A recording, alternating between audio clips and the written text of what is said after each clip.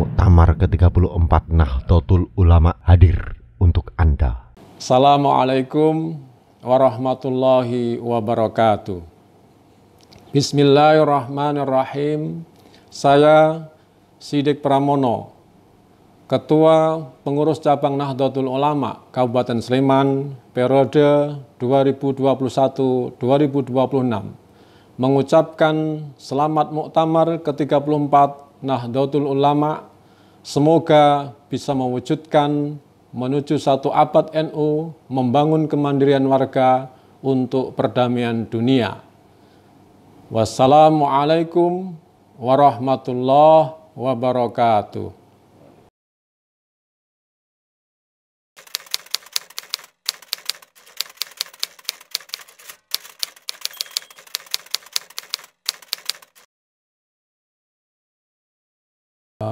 Menurut pertimbangan saya, jadi kalau hitungan kader-kader NU, kami kemarin beberapa kali ketemu yang sifatnya dengan para santri gitu ya.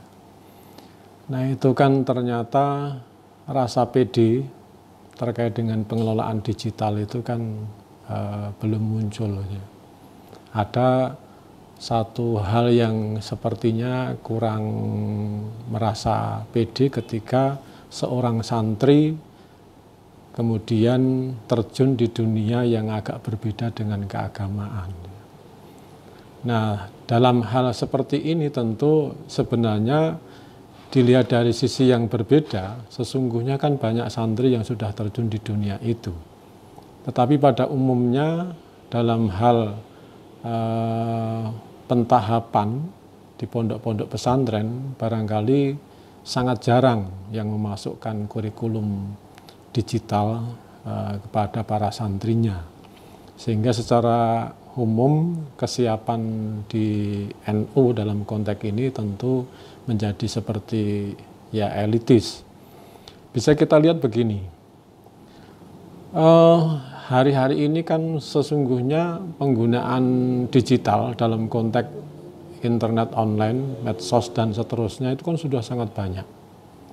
Bahkan dari warga negara yang dari paling kecil itu pun sudah pegang internet dalam konteks HP itu.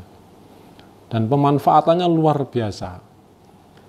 Dan bisa jadi kecenderungan pemahaman keagamaan ketika bertanya itu mungkin tidak lari ke kiai lagi, tidak lari ke ustadz, tidak lari ke mungkin juga mubalek, dai, tapi lebih senang larinya ke dunia internet, dunia digital. Dan mereka tentu akan menjadi satu permasalahan ketika menemukan pemahaman-pemahaman keagamaan yang sesungguhnya itu berbeda dengan yang ada di Indonesia. Nah, dari sisi ini tentu membutuhkan satu keseriusan dari NU sendiri untuk bagaimana bisa terjun ke dunia digital, terutama para kiai, para gus, para mubalek. Kalau kita misalnya hadir masuk di beranda YouTube, maka kita hanya menemukan yang kalau bolehlah dikatakan yang warna NU itu hanya berapa orang di sana. Sehingga ini tentu membutuhkan perhatian bersama.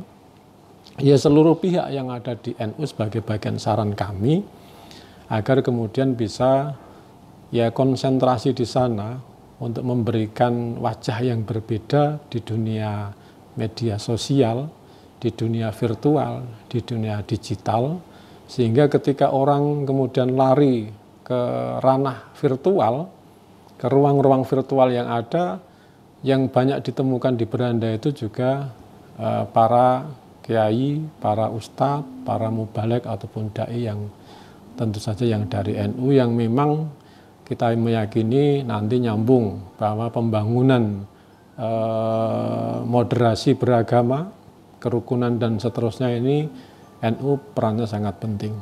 Saya kira itu.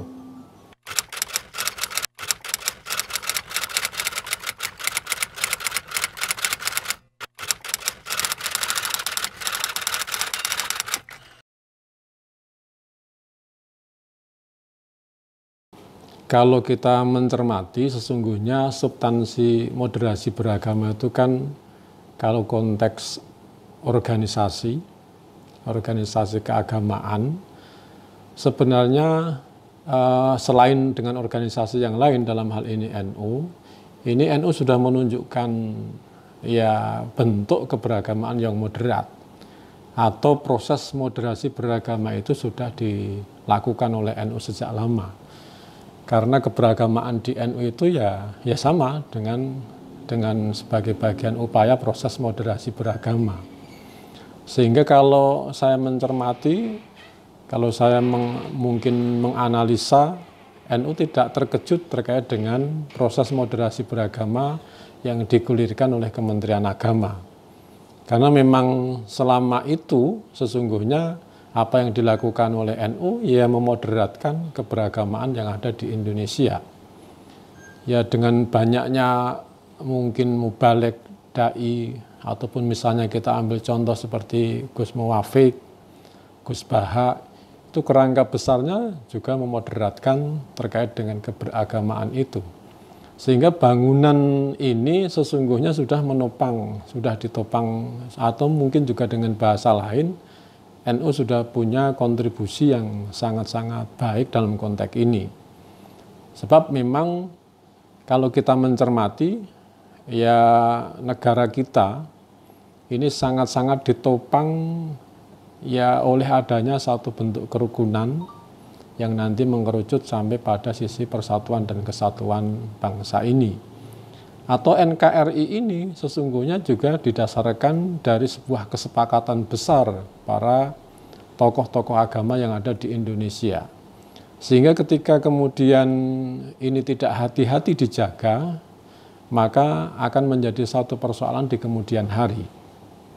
Kita ambil contoh lah misalnya ya, ada negara yang agamanya hanya satu secara formal, hanya satu agama, suku bangsanya juga hanya 4, tetapi begitu di situ ada kepentingan-kepentingan yang berbeda, kemudian menjadi porak-poranda. Ya kalau bahasa Jawanya ya ora karu-karuan lah gitu. Nah Indonesia ini bukan hanya 4 suku bangsa, tapi 750 lebih suku bangsa yang ada. Agama yang diformalkan ada 6, dan yang tidak formal saya kira juga sangat sulit untuk bisa dihitung.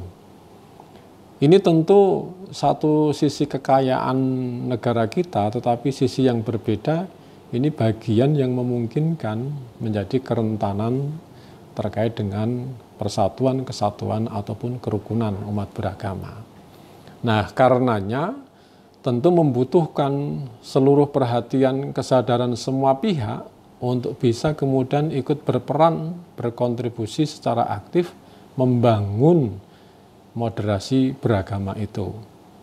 Kalau kemudian ini menjadi hal yang tidak dipentingkan atau diabaikan, kekhawatiran di kemudian hari akan muncul perbedaan-perbedaan kepentingan yang sangat memungkinkan kemudian menjadikan negara kita ini negara yang tidak damai, tidak rukun, tidak saling menghargai, tidak saling mengapresiasi, yang pada akhirnya kemudian menjadi berantakan dan tentu tidak menjadi cita-cita kita bersama.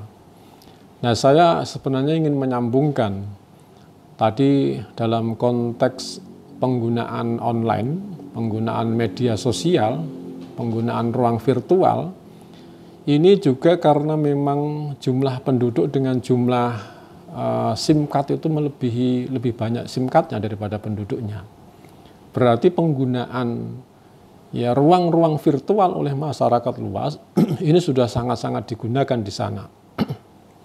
Saya khawatir saja begini, kalau ruang virtual itu sudah digunakan oleh masyarakat luas, kemudian pada akhirnya pemahaman keagamaan juga lebih banyak lari ke sana daripada lari ke person, apakah ke pondok pesantren, apakah ke kiai, apakah ke gus, dai atau mubalek.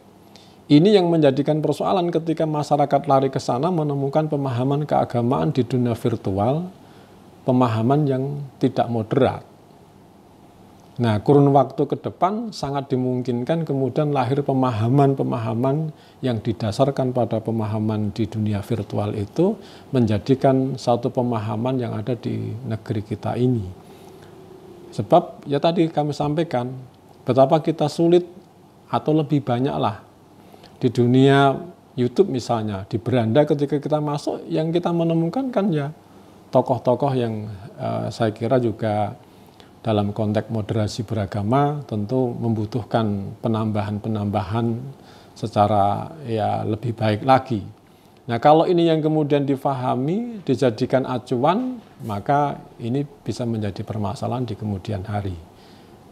Nah, konteks inilah kemudian saya sangat meyakini NU punya peran yang sangat strategis untuk ikut bisa membantu proses moderasi beragama yang saat-saat ini memang dibutuhkan oleh negeri kita ini.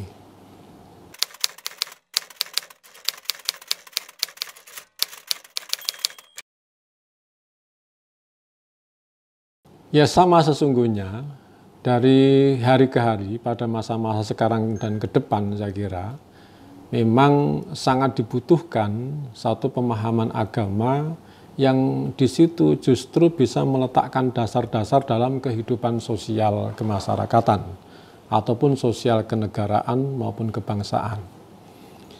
Dimanapun berada, di negeri manapun, ini membutuhkan terkait dengan uluran tangan ya dengan pihak manapun lah, termasuk dalam hal ini NU, bisa kemudian menyelesaikan persoalan-persoalan yang ada di dunia ini, bukan sekedar di Indonesia.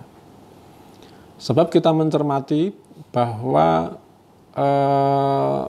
tanpa adanya pemahaman yang memungkinkan bisa saling menghormati, saling menghargai, ini juga tidak akan memungkinkan untuk kemudian mewujudkan kehidupan damai, kehidupan yang rukun, ataupun juga menciptakan modal-modal sosial dalam kerangka pembangunan suatu negara. Maka dalam hal ini tentu ya sebagai bagian penyelesaian persoalan-persoalan di negara-negara tertentu, ini tentu membutuhkan satu fondasi yang kuat. Dan dalam konteks inilah, ya dalam konteks barangkali kepentingan global, NU sudah mampu membuktikan terkait dengan pemahaman keagamaan yang mampu kemudian merangkul seluruh sumber daya manusia yang ada di satu negara, seluruh elemen yang ada di satu negara yang memungkinkan untuk kemudian bergerak bersama dalam kerangka bangunan-bangunan global yang ada. Dan saya kira pemahaman-pemahaman keagamaan yang sudah ditampilkan oleh NU ini mencerminkan bagaimana peran NU di area atau di arena global yang sekarang ini sepertinya sudah mulai bisa kita rasakan. Oke.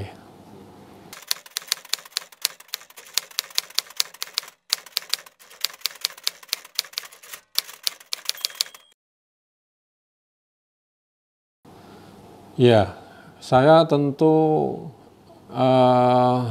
karena memang kalau hitungan ini kan Nahdlatul Hasaniyah ya, kebangkitan kedua dari Nahdlatul Ulama, tentu ya harus dipersiapkan oleh seluruh kader yang ada, maka semuanya sesungguhnya harus bergerak dalam satu ya barisan bagaimana bisa kemudian mewujudkan tatanan masyarakat yang ada yang mendasarkan pada nilai-nilai aswaja an-nahdliyah.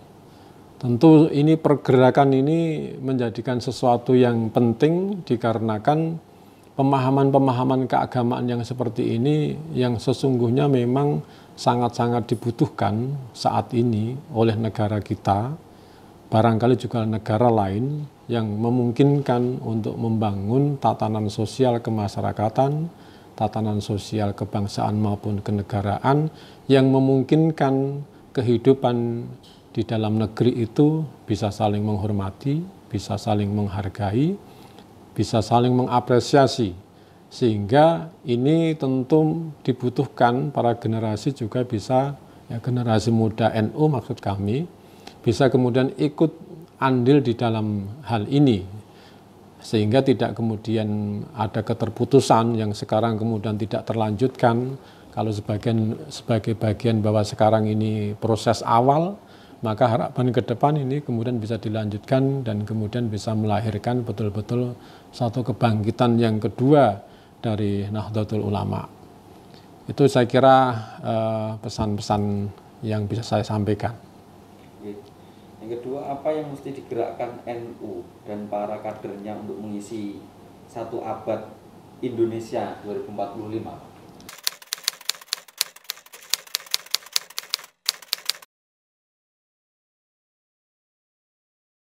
Ya, harapan pertama tentu muktamar bisa berjalan dengan baik, muktamar bisa berjalan secara sehat, ya berjalan dalam kerangka organisasi pada umumnya ketika punya hajat-hajat besar, dan muktamar tentu hajat terbesar dari PBNU yang bisa menghadirkan seluruh lapisan NU di semua lapisan, saya kira di semua daerah.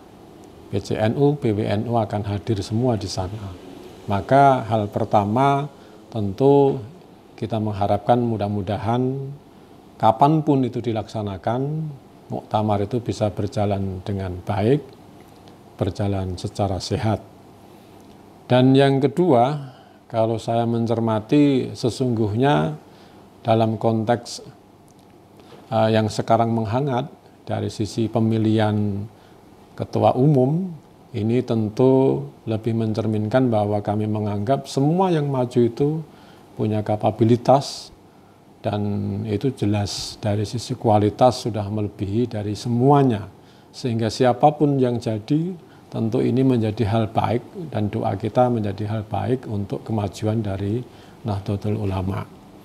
Nah, ini tentu ya sebagai bagian bahwa proses muktamar itu adalah proses keorganisasian yang tidak harus dipandang menjadi persoalan di kemudian harinya. Maka harapan kami pula, usai muktamar pun kemudian tidak terjadi persoalan-persoalan yang merugikan bagi jamiah, bagi warga Nahdlatul Ulama, ya dalam konteks struktur ya bagi PBNU secara khususnya.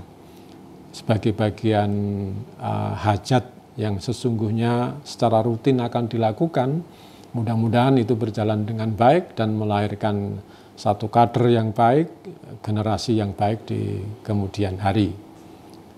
Saya kira itu.